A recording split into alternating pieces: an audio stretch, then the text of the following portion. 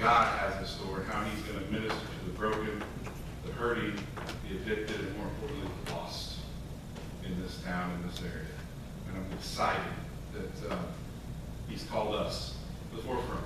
And so we're going to continue this week and next week. We're going to finish up the 10 principles in the Are You Ready sermon series. Again, they're in your bulletin, all 10, and then there's a notes page there as well. While we're on that, I want to encourage you, write things down. Satan wants nothing more than for you to forget everything you've heard today, because the truth will be proclaimed. We will speak about Jesus, and we will speak about his power, and it's already happened. And the devil does not want you to take that from here. So I don't care if it's on the notes page. I don't care if it's on a spiral as we get going and in RU and we get to his personal daily journal. In the back of that thing is spots for sermon notes. I don't care what it looks like. Write it on your hand if you have to. Don't bloody take it. Write it down. Very, very important. If God speaks, man, get that thing written down. Because if your memory is anything close to mine, you won't remember it. And that's very frustrating at times. So, if you would, pray with me before we get into the Word. Father God, I just thank you for this opportunity to open your Word, Father.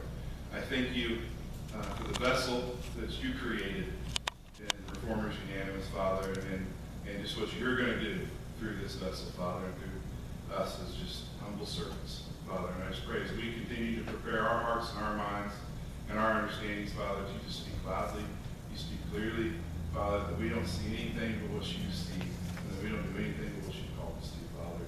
I just thank you for the message you have, and I just pray that it's received loud and clear. And we just thank you and praise you. In Jesus' name we pray. Amen. So we're going to jump right into Principle 7. Principle 7 is a big one. Our sinful habits do hurt those who follow us. Do hurt those who follow us. I'm not going to lie to you. Actually, all of them. But Principle 7 was personal.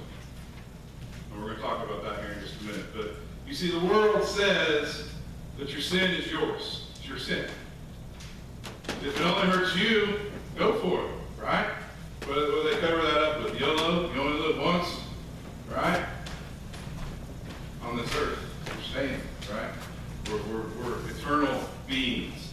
So live for your happiness. Live for your joy. You see, the problem is that sin, your sin, my sin, always affects other people. It's going to affect your family, because we all have family, right? We just don't spontaneously combust. There's not a big boom when we show up on earth. No, we have family. You've got friends. You've got people watching and looking up to you that you may never even know about. And trust me, your sin will hurt them. And I remember being in this mindset at various different times in my life. And I'm going to talk about two of those. The first I remember as a young man learning to drive. Right? I had an old Mercury 1978 Mercury Zephyr straight line 6. And I knew every bit that thing could give me because I like speed. I went fast. I was way harder on the car than it could allow. But back in those days, it was solid steel, so you felt like you're in a tank. You felt good. Right? And I always justified that, you know, if I wreck, it's just me. This hurts me. No big deal. And I even went as far, that's how twisted our thinking can be sometimes. I went as far as to completely change my driving habits if somebody else was in the vehicle. I don't want to hurt them. I knew the risks of passing the suggestions on the speed limit, right? I knew the risks. They didn't write that for me. I could drive. They wrote that for all the people who can't drive, right? That was my mindset. But when somebody got in the car, I didn't want to hurt him. So I drove safe, right? And what I didn't realize at the time was how I wrecked when I was being a young man and driving too fast. Still would hurt him. You see, we don't normally let people in our cars we don't have relationships with. Right? I didn't want to hurt them. They didn't want to see me hurt or dead. Right? So my sin, not doing what I'm supposed to be doing, would have had a huge impact on those that God put around me. Let's go a little bit deeper. Let's get into some kitchens because you sure got in mind. I lived for 20 years with pornography addiction, and I justified it through the same mindset. All right, we're going to have people walk through these doors that are justifying their addiction by it's just me. It's never just you. Ever. You see, and I justified it by saying the shame and the guilt, I can pay for that as me. It's not going to affect my family. Right? I wasn't going out and sleeping around as others that I knew. I'm not hurting my family. They don't even know. I justified all this stuff because I didn't understand that it doesn't matter. Sin is sin, and it hurts everyone. You see, it did hurt my family, and no matter how much I tried to justify it with worldly truths, I couldn't get past God's truths. Look to Matthew 5:28. Let's see what God says about this.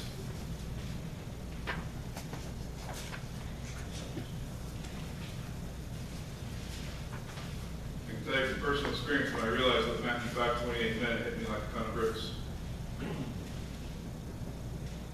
Matthew 5:28 says, "But I say unto you that whosoever looketh on a woman to lust after her, committeth adultery with her already in his heart." I can justify it as much as I want. Sin is sin, and it was still adultery.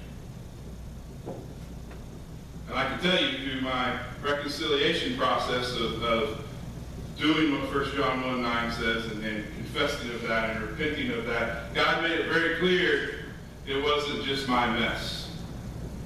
There was another conversation that had to happen. And I fought that conversation for about 3 months. And then I had that conversation because I realized I was wrong. I was standing against the Word of God. I was hurting my marriage. And here's the thing. Here's what's so bad about this, is it twists your thinking. I wasn't looking at my beautiful bride as a daughter of God, but an object of physical pleasure. Because I wasn't doing what God called me to do. I wasn't doing what His Word said to do. You see, God created us to enjoy. We're sexual beings, and that's to be inside a God-centered marriage. You see, but I took my needs, I took it into my hands. Right? And that can look many different ways. That can look like a bottle. That can look like a needle. That can look like something to smoke. That can look like pride. That can look like anger. I'm going to take care of me, right? Got to get mine. It's all mine. So I don't do it, nobody else will. You haven't heard that today? Turn your TV on later. You'll hear at some point in a commercial screaming at you something you got to have. Right? When they just want your money, they don't really care.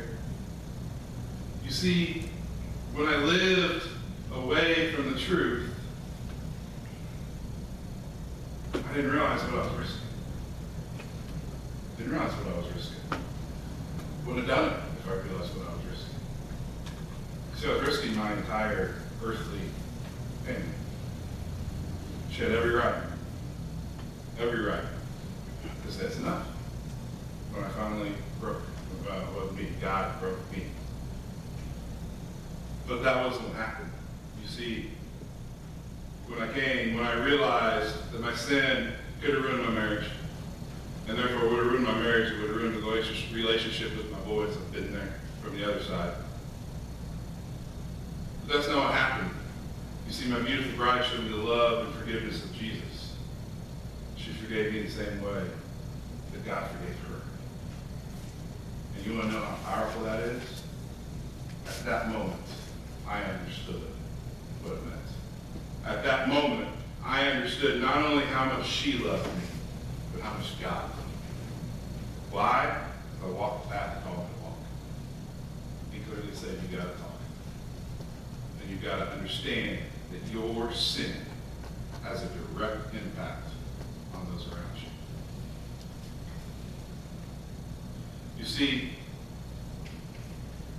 I'm so glad that it worked the way it worked, because she's my rock, my biggest cheerleader. Sometimes she's a 2x4, or when Red shows up at 4x6, which I usually deserve. She's my earthly everything, not my everything. God is my everything. But on earth, she's the one he's brought beside me to be my partner. And I'm so glad of that. But you see, my sinful habits could have took all that away. And what's going to happen as these RU students come in here, maybe it has taken that all away. And we've got to be there with them to pick the pieces up. Just like a puzzle, we're going to figure out where they fit back. And allow God to do what God does. Our God is the God of reconciliation, amen? Right? We're all sitting here because God wanted to be reconciled with us. It wasn't him that made the mistake, it was us.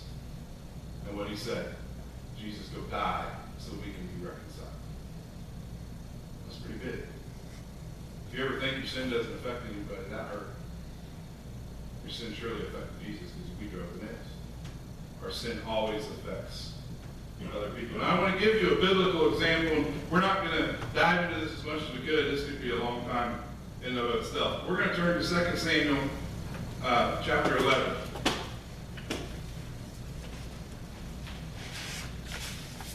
Second Samuel chapter 11. We're going to start in verses 1 through 5.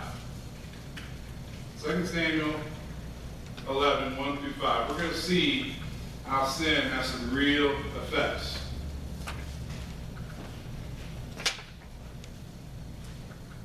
So starting in verse 1 there, it says, "And it came to pass, after the year was expired, at the time when kings go forth to battle, that David sent Joab and his servants with him, and all Israel. And they destroyed the children of Ammon and besieged Rahab, but David tarried still in Jerusalem. And it came to pass in an evening tide that David arose from off his bed and walked upon the roof of the king's house. And from the roof he saw a woman washing herself.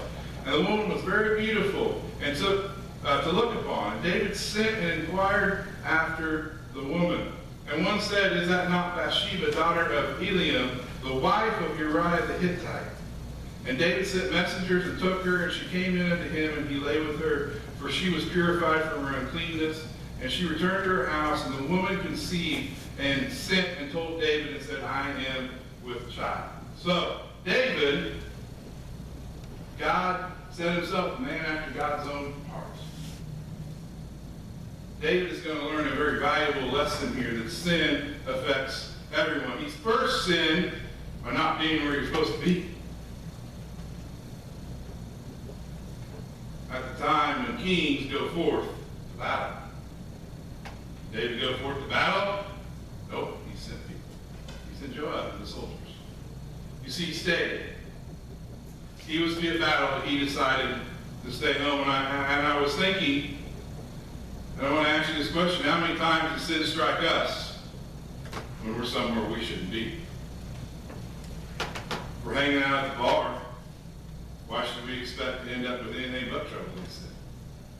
It's not a place we're called to be. You see, God's never going to call you or tell you to go somewhere you shouldn't go. God's never going to tell you to go out drinking with your buddies or your spouse. He's not. You don't deserve it. You want a refresher? How about the transformation of your mind, renewing your mind in the Word? Go to you need a getaway, go to a retreat. Right? Go spend time in God's Word. I have a good friend, Adam Scooty, pastor. He's a pastor in Oronogo. And we talk about with Encounter all the time. And he's like, sometimes you just need to grab your tent and go spend 48 hours with Jesus in the woods. It's okay. But God's not going to call you to the bar to do that. All right, so we have to understand that. We need to be where we're supposed to be, not going places where God doesn't tell us to go. He's not going to call you to those places. Don't go where you shouldn't be. I know most of the time I found sin, it was when I was where sin was at. You see, David stayed home. And so he goes up to his rooftop at night. The scripture says David arose from off his bed. He was in bed. He was sleeping. And for whatever reason, he got up and went to the roof. And then as he was on top of the roof, he looks and he sees this beautiful young lady bathing on her roof. Now, before we go much further, then and of themselves were not really wrong, right? David went up to his roof, he couldn't sleep, whatever. There's no air conditioning during these days. Maybe he was hot. And we learned yesterday, we were at a family function, and we were in a garage, a big shop, with fans and an air conditioner going, they're cooking, and it was really hot. Underneath that shade tree where the breeze was, it was nice. Right? Maybe David was just searching out breeze. Maybe he had lots of servants. Anybody just need to get away? There's noise. There's times that, man, just noise, it can be good noise, but it's noise. And I just got to get away, because if not, I'm going to turn into a monster. It drives me crazy. It just frustrates. Right? And so maybe David said, I don't know why he was on his roof, but he was. And Bathsheba, she was taking a bath, but it's night. Where's everybody else supposed to be? Sleep.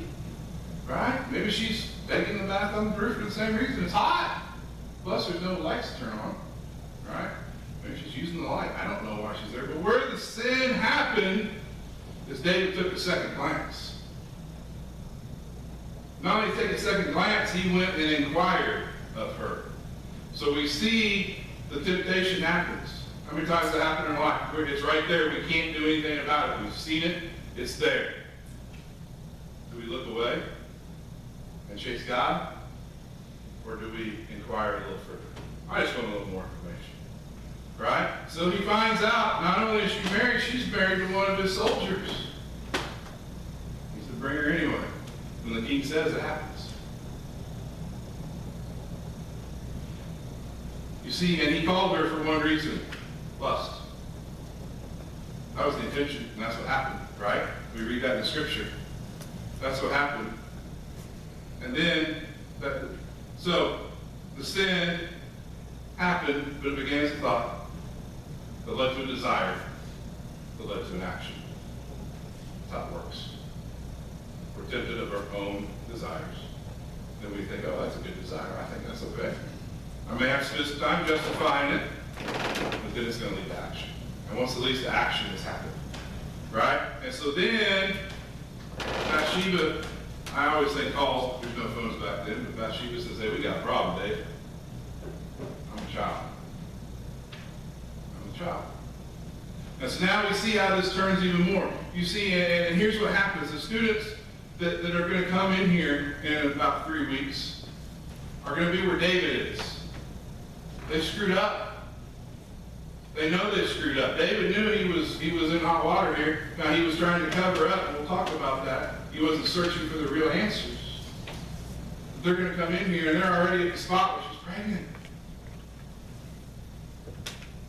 Yeah, sin's bad. I know sin's bad. They just want to deal with the consequences, and we'll see that if you just try to treat the symptom, you're in trouble.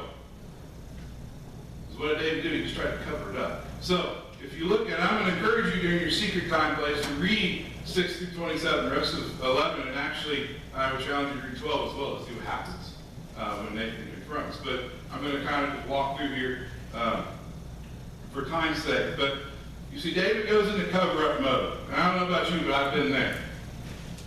Cover up. Right? This can't become public. Have you ever thought that thought after I've been caught in something? It's going to destroy my name. It's horrible. See, these are the things that we should think about. This is what God wants us to think about before that thought becomes a desire that becomes an action. That's how we discern. That's how we hold every thought captive to Jesus Christ and say, listen, son or daughter, that's a bad idea. Don't do it. It goes against my Father.